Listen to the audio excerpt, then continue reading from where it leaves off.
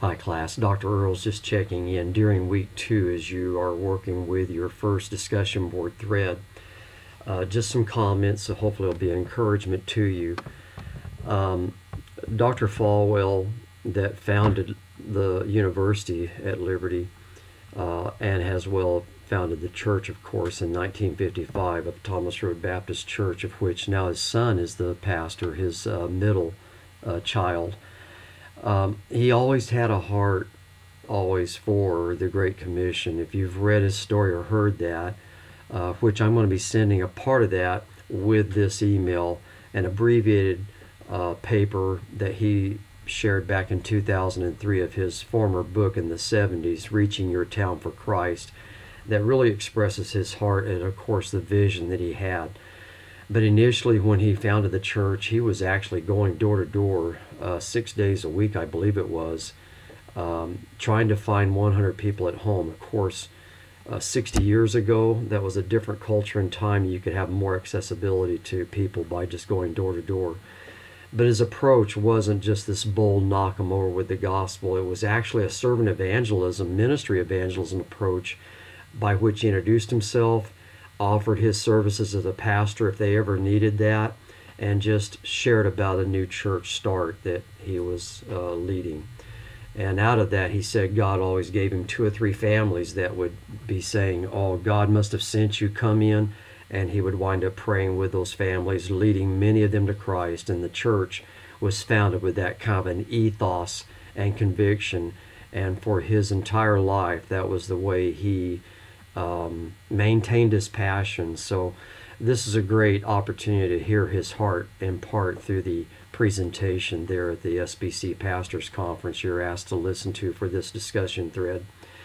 All throughout my pilgrimage, I'm turning 65 years of age this fall by God's grace, and I've worked in planning a church, pastored another existing church, and then went to work with our California Southern Baptist Convention, then back at the North American Mission Board, and now currently working with a group of churches and pastors in what's called the Central Valley Baptist Association of some 70 churches.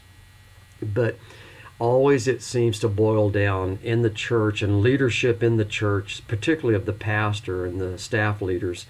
Evangelism and leadership are those 2 elements that are so key in building healthy churches and churches that do accomplish and carry out the Great Commission.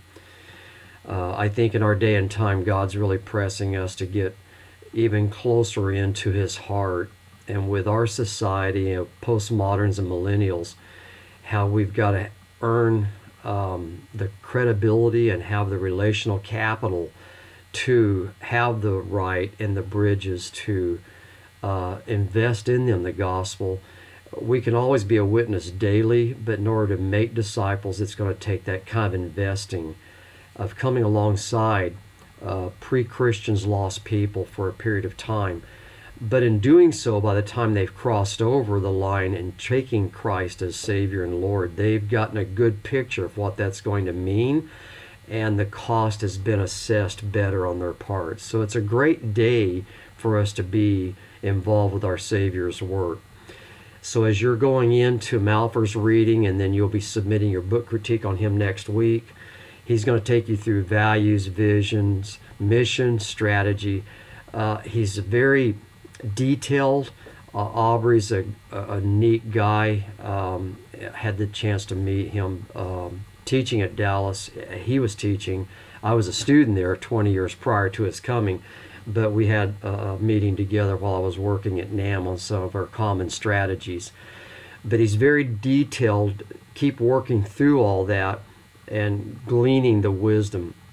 And then to mention, you'll do Rick Warren next.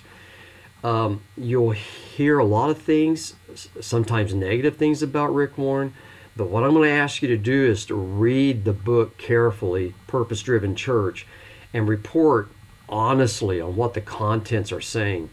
I've known Rick since back in college, and so anyhow, I'm just wanting to encourage you, irrespective of whatever you've heard about or perceived about Rick Warren, read the content carefully. There is so much helpful content, and understanding what a church should be, and out of that, what a church should do. So I'm looking forward to our classes ahead and the assignments that are coming up in the next few weeks and throughout this 8-week session.